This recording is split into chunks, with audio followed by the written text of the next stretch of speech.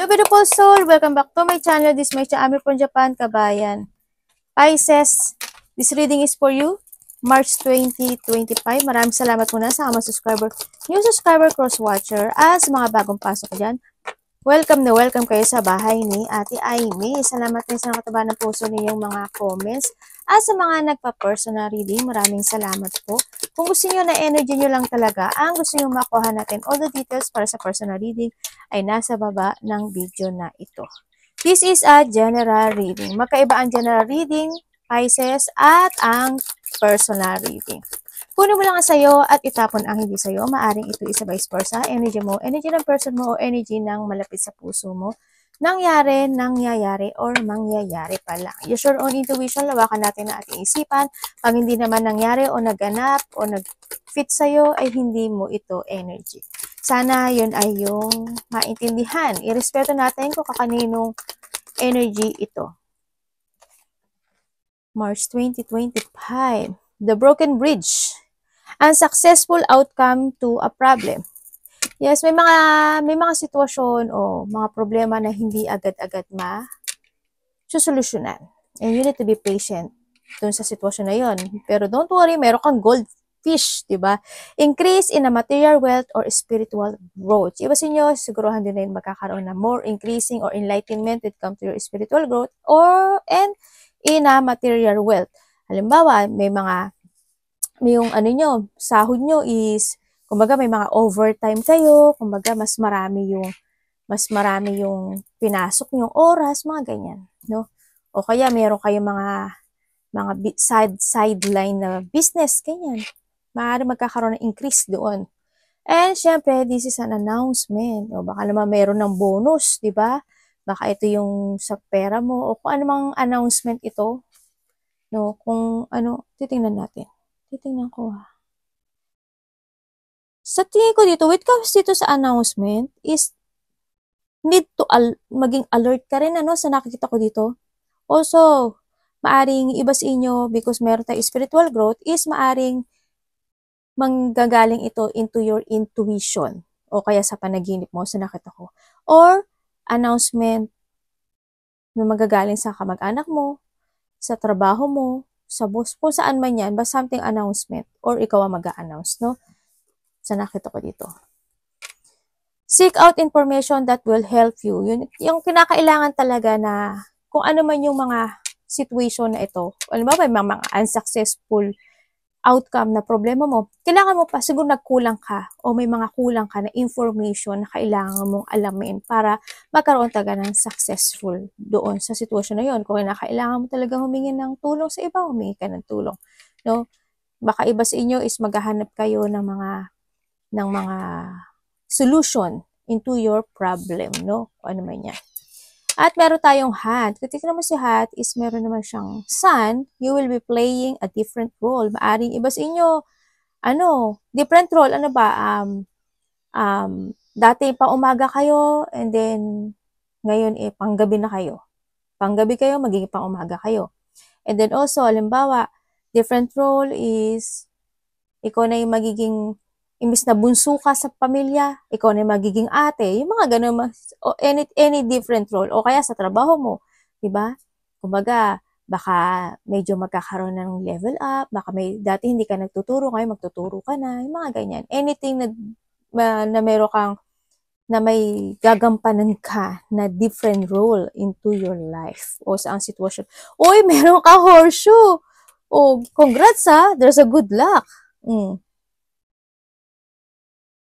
Oh, merong kasi tignan mo to, marami siyang, kasi andito rin si goldfish Ibig sabihin, try nyo o di ba magpapasugal ako. Malay nyo, di ba? Kung sa man tong good luck na to, sa nakita ko dito. Congrats congrats. Horseshoe kasi, baka iba dito tumataya kayo sa kabayo, ganyan. Alam nyo ba yung horseshoe na ganito? Laki to. Pagka bumili kayo ng ganito, yung pinaka talaga yung horseshoe mismo niya, hindi yung drawing lang na bilog tapos may drawing, hindi. Yung pinaka ganyan talaga siya. Yung horseshoe talaga siya. Laki yan. Tapos ilalagay mo lang siya sa sa pintuan. Ganon.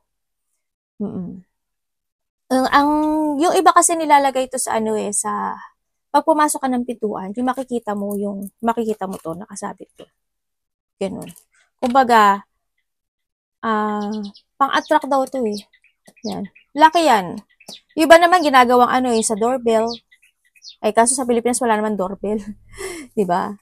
Pero wag mo ilalagay ito sa likod ng ano ha, pag meron kang ganito, wag mo ilalagay sa likod ng pintuan. Kasi hindi ka makaka-attract ng lock. Kailangan ano, kailangan pagbukas mo ng pinto, makikita mo, halimbawa, eto pintuan. Tapos eto, dito mo anak, ano ba yan? Sandali. Eto yung pintuan. Tapos makikita mo dito, pagbukas mo ng pintuan, makikita mo tong horseshoe. Yun, isa yun sa good na situation. No? Para yung ano, pumasok siya. Tapos yung iba naman sa pintuan mismo nilalagay eh. Iba sa doorbell. I-research mo na lang kung saan mo pwedeng ilagay siya. Yan. Laki yung ano, horseshoe. Baka dahil dito sa horseshoe na to, magkakaroon ka na maraming good announcement when it comes to your, ano, di ba? To your wealth, di ba? Ano man yan. Basta horseshoe is lucky talaga yan. Let's go. Let's go. Explain pa si ate, no? Tingnan natin. First week ng March 2025 ni Pisces. Parang sa'yo rin ata ako nakakuha ng horseshoe. Dati. Hindi ko maalala. Siguro sa'yo rin ako nakakuha ng horseshoe. Dati. Sabihin niyo, iba hindi pa naggagawa ng horseshoe. Ay, hindi pa nagagawa. Wala pang naka-display na horseshoe. Basta ang bibili mong horseshoe, yung mismong, yung horseshoe style talaga. Mas laki kasi yun. Yung pinaka-original horseshoe. Yan. First week.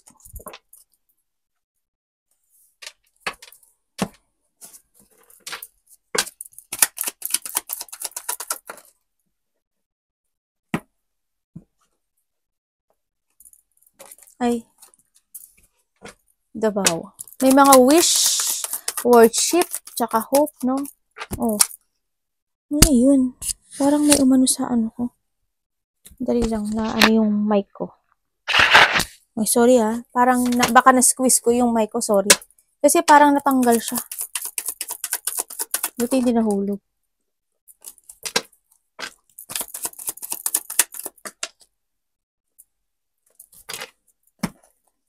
By the first week, ang nakikita ko sa'yo dito ay, yabay.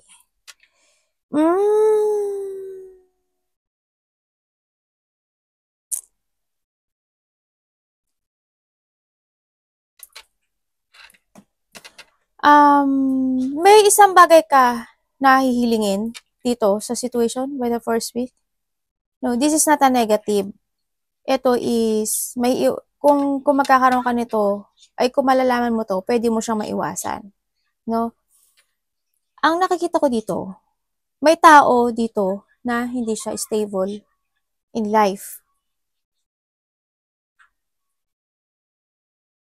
Kung sa health maaring there's a mother figure ako na nakakita or ikaw hindi health no sa nakikita ko dito. And then also kung kailangan niya dito is try to make it balance yung situation o yung mga kinakain niya kung medyo may problema siya sa health, no? Sa nakita ko kasi may mother figure ako nakikita dito na hindi healthy. Kumbaga, nandito yung situation na may mga, I hope hindi ganun kalaking bad news, no? Ako nakikita dito. Kasi ang nakikita ko ito para may susuportahan ka or may tutulungan ka or ikaw ang tutulong siya ang tutulong sa'yo. Basta iba vice versa mo. Na isang mother figure ako nakikita na maaring meron siyang health issue or hindi yung situation na meron siyang frustration sa sarili niya. Kasi may bad news ako nakita. In what way? Siguro health issue yun. No? When it comes din naman sa bad news, yung iba sa inyo, parang merong isang pera na mawawala sa'yo. Yun ang pinaka pag-ingatan mo yung money mo, if ever, kasi ang nakikita ko dito is may paglabas ng pera.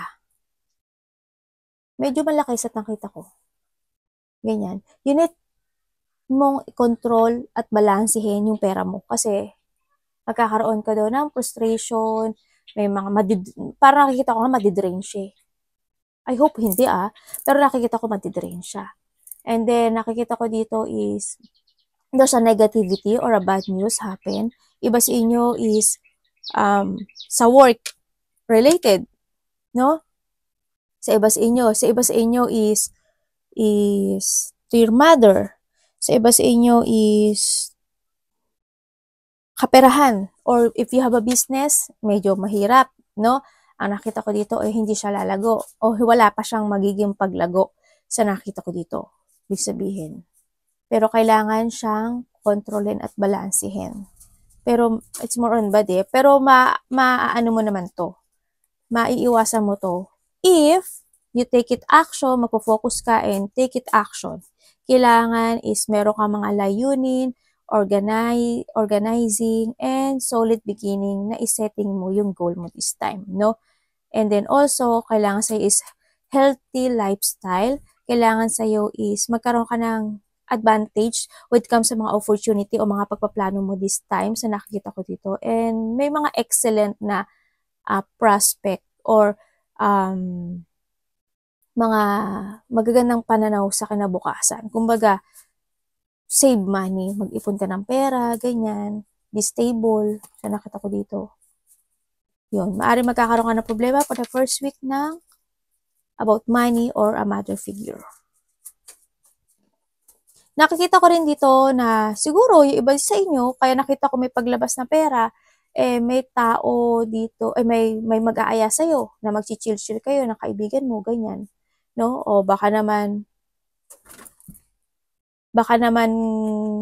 ay, hindi, kasi, birthday mo. Di ba birthday mo? Kaya siguro nakita ko yung pera mo lumabas. Kasi nakita ko parang may mga tao din na mag-aaya sa'yo o ikaw ang mag-aaya. Pang-apat ka, pangatlo ka o pang-apat ka. O ilan kayo, o baka 5 kayo, ganyan. No? Ang nakikita ko dito na marami kang gagawing priorities, marami kang gagawing tasks, o marami kang gagawin na celebration, o may mga celebration ako nakikita. No, yan, may mga gathering, celebration, o may mag-chill-chill kayo na magkakaibigan, magkakapatid, ganyan. Yung nakita ko. Kaya siguro nakita ko yung pera mo is paglabas. Pero kailangan mo balansehin kasi nakita ko dito is medyo baka ma-drain ka or mas marami ang lumabas dan sa maipon, no? Nasa sa'yo yun. Tingnan natin ang second week. Happy birthday sa mga Pisces, no? Tingnan natin ang iyong second week. Bibi!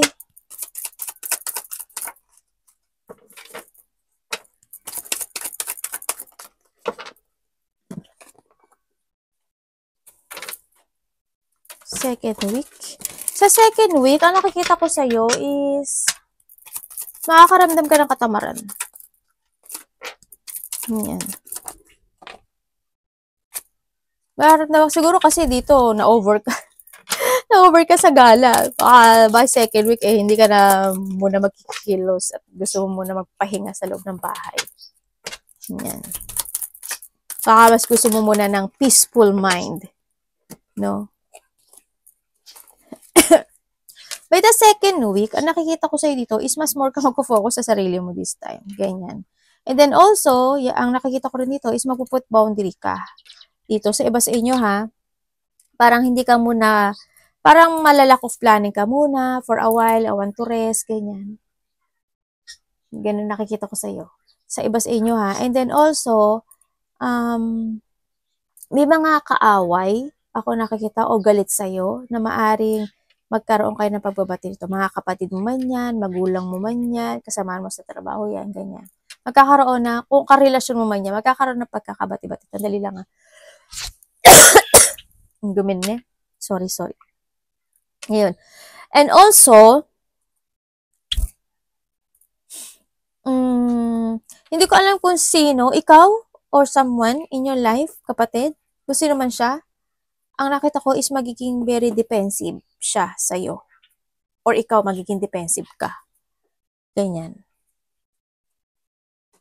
And then, may tao ako nakikita dito na medyo magsisinungaling ata siya. May pagsisinungaling. Siguro may mga bagay na hindi niya sasabihin sa yung katotohanan. Or ikaw, ito ha. Yeah, may tao na magma-mind games.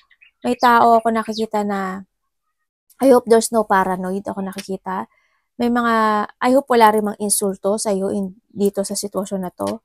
No? Pero you need to put boundaries. Kung alam mong tama ka, is manindigan ka. Or yung kaaway mo na binastos ka noon at hindi ka nagkaroon ng conflict in the past, maaaring ngayon is magkabati na kayo. This time. O kaya may makaaway ka o may mga insulto sa'yo pero magkakabati uli agad kayo. Mga ganung mga sitwasyon, no? Sa nakita ko dito. Iba naman sa inyo is mas magiging busy daw kayo. Parang handin yung situation nyo na you are more focusing sa mga idea mo into yourself, ganyan. Siguro yung pag-aalaga sa sarili, yan, magiging very creative ka, more ka mag-i-invest sa sarili mo, no, sa nakikita ko dito. Yun. Nakikita ko yung strong will mo. Meron ako dito nakikita na tao na takot siyang kumprontahin. Magkakaroon dito ng mga teamwork, magkakaroon ng pagkakaisa, dito, may mga pagkakaisa, may mga teamwork, may mga conflict o pag-iinis o galit na mag-e-end. Yun ang nakikita ko. Sana walang bitter dito, no?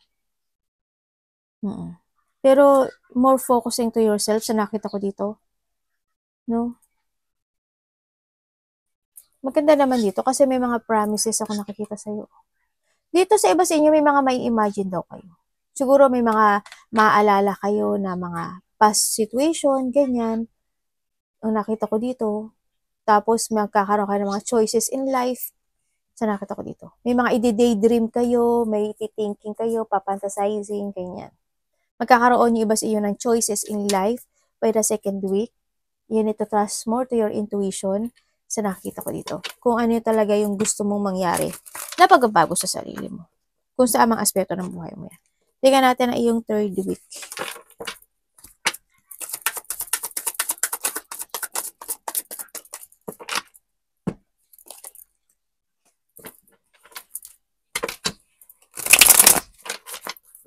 Third week. Pisces.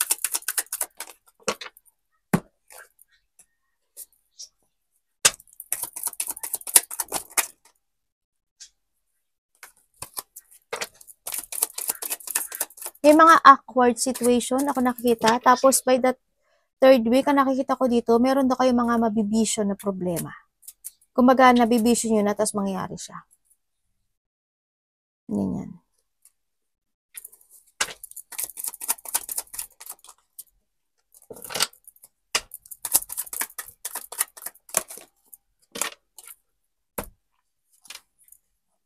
Uy, mukhang dito sa situation na to, may tao na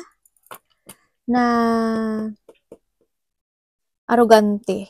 Yeah, may mga matitigas ang ulo or may tao na hindi makikinig, no? Sa nakita ko dito. Nandito rin siya, pumasok siya dito no? Sa nakita ko dito. Kumbaga, may tao kasi dito sa pangalawa, meron din ako dito na nakikita na tao na paniniwalain ka niya sa gusto niyang sabihin sa'yo. Pero sinungaling yun. Hindi totoo yun. And then also, by that third week, ang nakikita ko sa'yo, meron ka mga situation na parang magiging patient ka o kaya matagal ka na nagiging patient sa sitwasyon na yun. And then, ang nakikita ko dito, kahit may mga disappointment, may mga hindi magandang situation happen into your life, tapos na gusto mo nang i-let go o gusto mo nang i-withdraw o you want to walk away doon sa sitwasyon na yun, pero hindi ka aalis. Hindi ka agad makaka-move on sa nangyari. May mga sitwasyon na hindi ka pa makaka-move on. Ano ba yan? Naguguluhan ako. Yun. Or may tao dito na hindi pa nakaka-move on. Yun ang nakikita ko. Kasi may nakita rin ako dito na tao na gusto niya ng open communication sa'yo, gusto niya ng partnership, or gusto niya ng connection or commitment sa'yo, sa nakita ko dito. Andito siya sa situation na gusto niya uli na itry yung isa pang muling pagkakataon para sa'yo, para magkaroon kayo ng connection. Maaring kukulitin ka ng tao na to, no? Sa nakikita ko dito, na makipagkita sa kanya, ganyan. Sa nakikita ko dito. May tao na gusto rin mag-apology dito. By the third. Baka yung kaaway mo, 'di ba? O kaya yung tao na in a distance nasa distance na tao, yan, baka kumonek sa sayo, no? Baka makulitan ka o baka kinukulit ka na niya noon pa pero dineded mo lang, mga ganyan. Sa nakita ko dito. And also, magkakaroon ka daw ng choices in life with that sa third week, sa nakita ko dito. Magkakaroon ka ng choices in life, parang may mga sitwasyon na maghihintay ka ng answer, you're waiting sa revelation, o maghihintay ka pa ng enlightenment sa nakikita ko dito. No? Parang hindi yung magiging, it's more on patient ka by the third week sa mga sitwasyon mo sa buhay mo. Ganun. Na kahit na minsan na hindi ka na masaya pero kailangan mo magtiis. Hindi to, nakikita ko. May mga sitwasyon na pagtitiisan mo o magtitimpi ka by the third week. It's more on stagnant ang nakikita ko sa'yo dito. May mga indecision situation, may mga hindi ka madidesisyonan. May mga situation na maaring iba sa inyo is matakot to move on, ganyan. May mga sitwasyon na i-avoid mo. Sa iba sa inyo ha, ako naman lang sa'yo dito.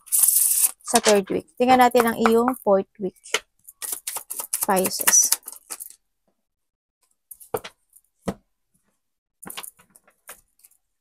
Ay.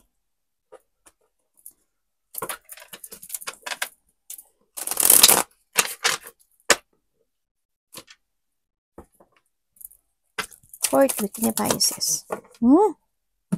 Tingnan mo, Pisces.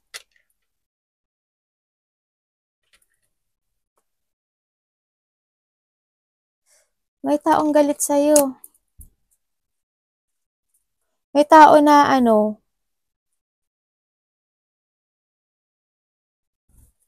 dito, may tao na magagalit sa'yo or maiinis sa'yo. Tapos baka bulungan ka niya na sana malasing ka, sana ganito mangyari sa'yo, ganyan. Or may maaalala ka. Hindi eh. Kasi sabi to, kailangan mo na maging strong eh. Kasi may tao na magagalit sa'yo. Or maiinis sa'yo.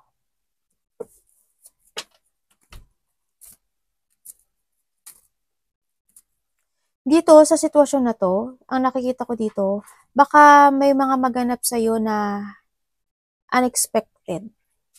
Dito, by the fourth week. Tingnan natin.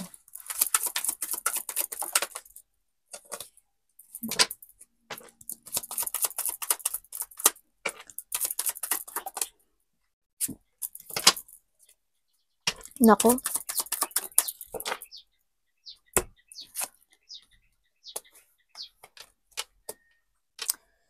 May taong mag-iisip sa'yo dito ng masama. Dito by the fourth week. And also, may tao dito na ayaw hindi lahat kayo ayaw hindi lahat kayo. Baka may mag-black magic sa'yo dito. Or bulong. Ang nakikita ko dito. May taong may inis. Makakaramdam ka daw dito ng pagkabalisa. Makakaramdam ka ng takot. Makakaramdam ka ng pag-iisip.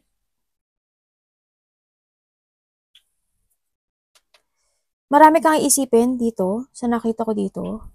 Kasi may mga indecision situation ako nakita. May mga gusto kang i-pursue o may mga imamanifest ka na isang situation Pero, hindi agad siya mangyayari.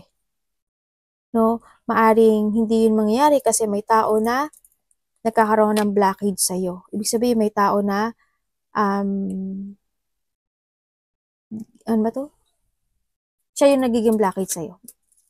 Baka dinadasalan ka niya na ganito, ganyan, ganun. Sana hindi mo sana malasin ka, sana, kung baga hindi ka mapagkatulog o kaya anything. Andun kasi yung ano parang pagbubulong or manifesting in a dark thought ang nakikita ko dito ha. Ganyan. Yung sana hindi ka maging masaya, ganyan. Yung nakita ko dito. And sa iba naman sa inyo is meron kayong mga indecision situation. Kumbaga, magkakaroon ka ng choices in life dito. Halimbawa, gusto mo na umalis sa isang situation, tapos hindi ka makakaalis, ganyan. Baka may mga hindi matuloy na bagay o sitwasyon dito. Kumbaga, may mga misfortune talaga. May dito si Broken Bridge. Napasok dito si Broken Bridge sa'yo. Yun. Mag-pray lang kayo. No? Yun, nakita ko. Arigatou namasay, God bless.